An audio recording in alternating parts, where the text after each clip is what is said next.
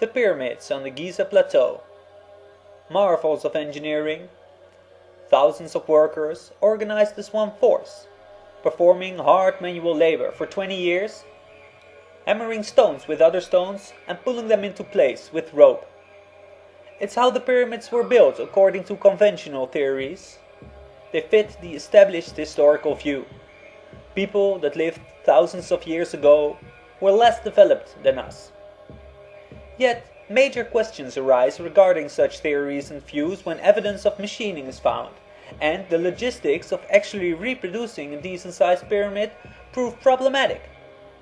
A certain precision is found that leaves us scratching the tops of our heads.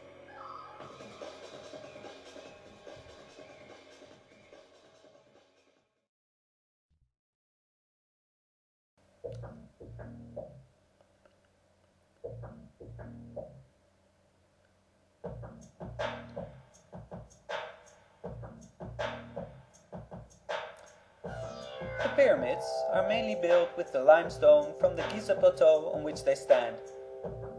This material conducts electricity relatively well, due to a high metal content. The perfectly fitting outer casing stones of the pyramids are made of finer limestone and granite, which are much poorer conductors of electricity.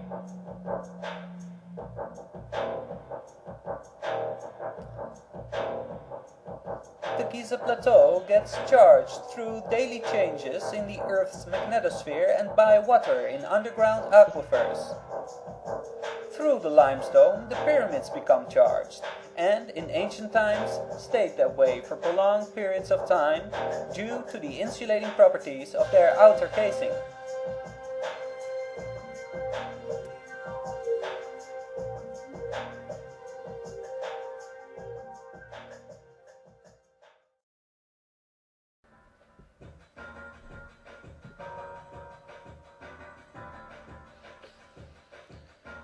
The pyramids are built in a very precise way.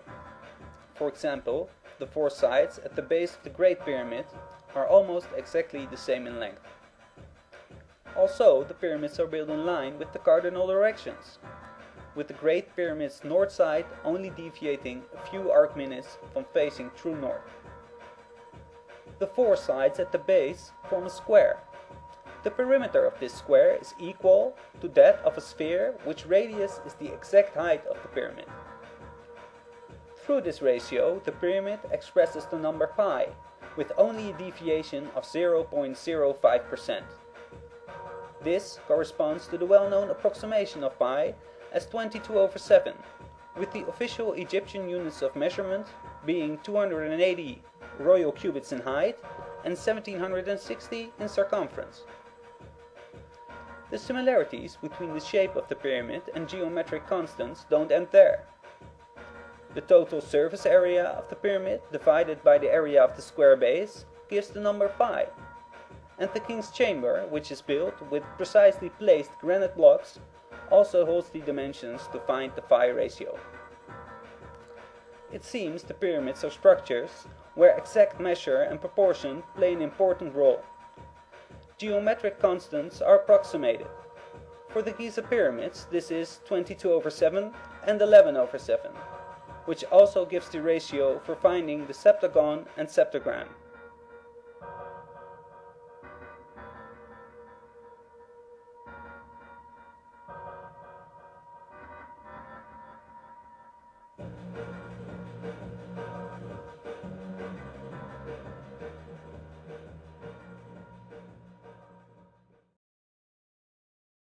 Five-sided pyramids are interesting shapes.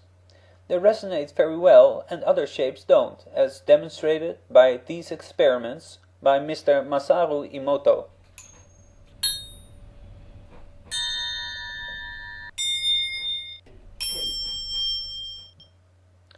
It is very plausible that the Giza pyramids, due to their shape, have a bunch of specific harmonies of acoustic and electromagnetic frequencies that they resonate with.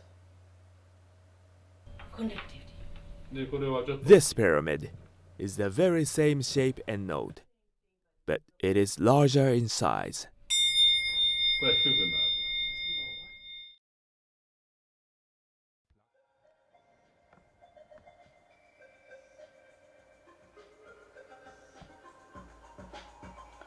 Sound frequencies can be made visible through the study of cymatics. When a malleable medium is exposed to specific frequencies, geometric shapes take form.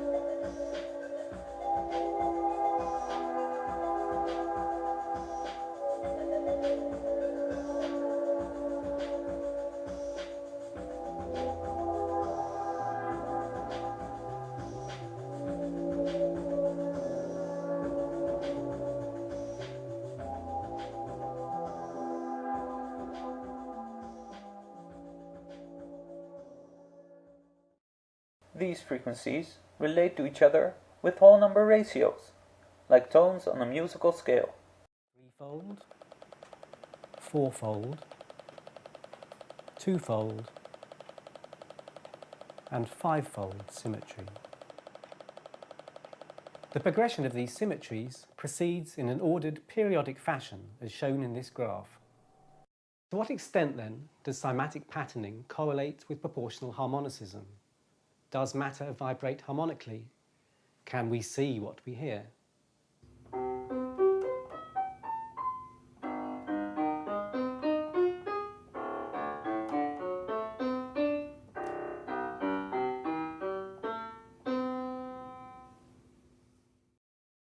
Sound moves in a vortex-like motion.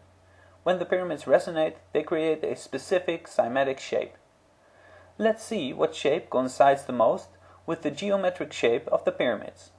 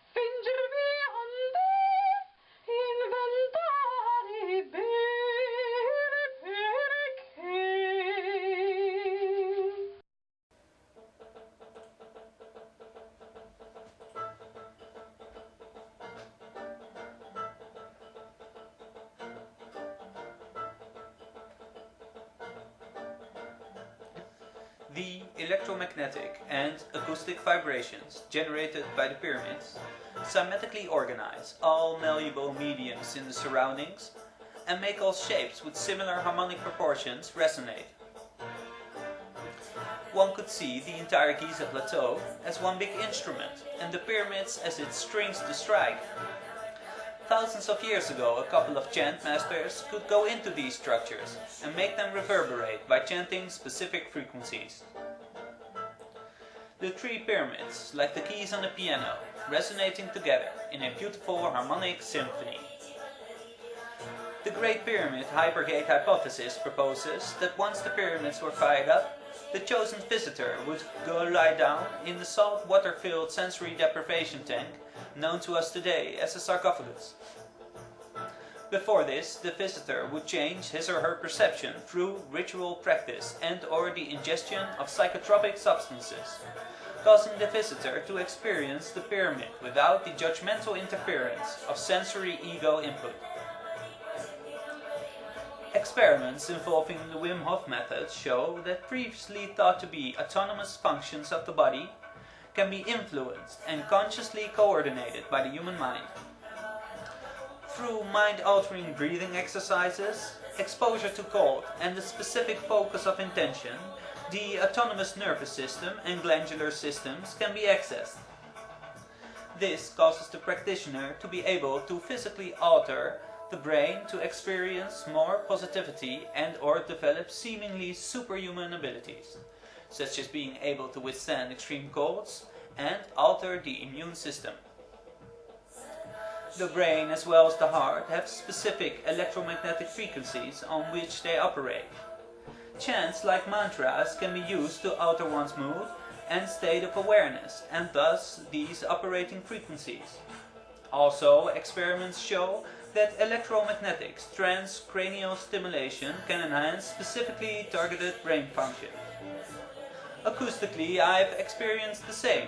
Singing bowls cymatically organize and harmonize the apparent chaos of my subconscious mind, creating a powerful tool for self-exploration, opening a door to where the workings of emotion, mind and body seem to go together.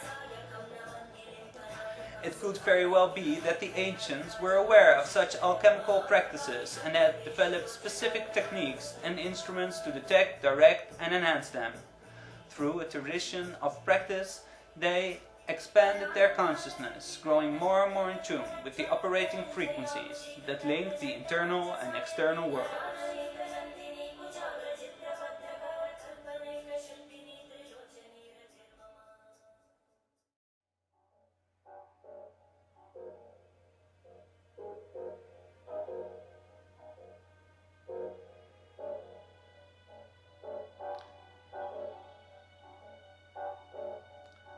The information presented in this video shows the clear possibility that the established history of Egypt and mankind might be all wrong.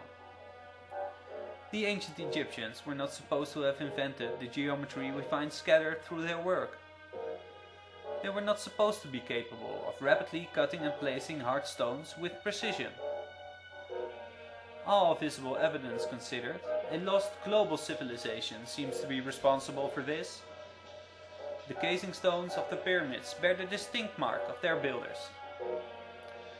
It could be that these alchemists of the ancients used the geometry of vibrations to manipulate the properties of consciousness and matter, to create the incredible buildings and artifacts we can observe now. There are quite a few accounts of people spending time in the pyramids and having very strange experiences. A very well-known example is Napoleon. He had a bad night. Even at his deathbed, he refused to explain in detail what had happened to him. In the 1900s, researcher Paul Brunton experienced his spirit leaving his body and going to the realm beyond death. In a completely unrelated book, I read that a Congolese teacher did not dare say anything bad about President Mobutu. According to him, Mobutu had visited the pyramids and had thus gained the ability of the all-seeing eye. Of course, all this opens Pandora's box. The occult conspiracy circus, shunned by ordinary humanity.